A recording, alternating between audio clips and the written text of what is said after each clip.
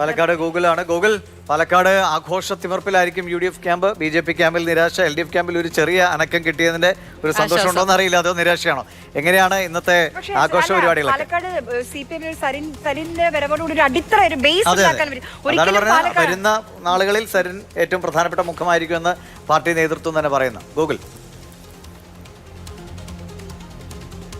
തീർച്ചയായും, അതായത് U D F ക്യാമ്പിന് ഇത് ആഘോഷത്തിന്റെ ദിവസമാണ്. കാരണം 18,800-ലധികം വരുന്ന 840 വരുന്ന ഭൂരിപക്ഷം, അതായത് ഷാഫിക്ക് പോലും പാലക്കാട് നിന്ന് ലഭിക്കാത്ത ഭൂരിപക്ഷമാണ് രാഹുലിന് ലഭിച്ചത്. അപ്പോൾ ഇതെന്തായാലും യു ഡി എഫിന് ഇതിൽ പരം ഒരു സന്തോഷം ഇനി ലഭിക്കാനില്ല.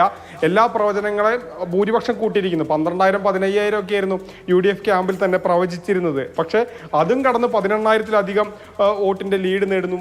നഗരസഭയിലടക്കം സാധാരണ ഏതൊരു വലിയ കാറ്റിലും നഗരസഭ BJP-ക്കൊപ്പം ചെറിയൊരു ലീഡെങ്കിലും BJP-ക്ക് ഉണ്ടാകേണ്ടതാണ്. പക്ഷെ ഇത്തവണ അതല്ല, അവിടെയും രാഹുൽ ലീഡ് ചെയ്തിരുന്നു. അപ്പോൾ മൊത്തത്തിലൊരു ക്ലീൻ സ്വൈപ്പ് എന്ന് പറയുന്ന രീതിയിൽ തന്നെ രാഹുലിനെ മൊത്തത്തിൽ ഈ പാലക്കാട് മണ്ഡലം ഒപ്പം നിൽക്കുന്നു എന്ന് തന്നെ കാണാം. അവസാനം വന്ന കണ്ണാടിയിലും മാത്തൂരിലും മാത്രമാണ് ചെറിയൊരു മാറ്റം ഉണ്ടായത്. പക്ഷേ മറിച്ച് മറ്റെല്ലായിടങ്ങളിലും രാഹുൽ ലീഡ് ചെയ്യുന്ന ഒരു നില നമ്മൾ കണ്ടു. തുടക്കത്തിലെ ചില ഘട്ടങ്ങളിലൊക്കെ തന്നെ ആദ്യം തന്നെ ഫസ്റ്റ് റൗണ്ട് വന്നപ്പോൾ തന്നെ പ്രതീക്ഷിച്ച ഒരു ലീഡിലേക്ക് ആദ്യം എണ്ണുന്ന മേഖല BJP-യുടെ ശക്തി കേന്ദ്രങ്ങളാണ്. അവിടെ ഒരു 2,000 വോട്ടിനെങ്കിലും സാധാരണ ലീഡ് ചെയ്യണം. പക്ഷെ അതൊന്നും ഉണ്ടായിരുന്നില്ല. നേരെ 1000-ൽ താഴെ ലീഡ് മാത്രമാണ് ആ സമയത്ത് BJP-ക്ക് ലഭിച്ചത്.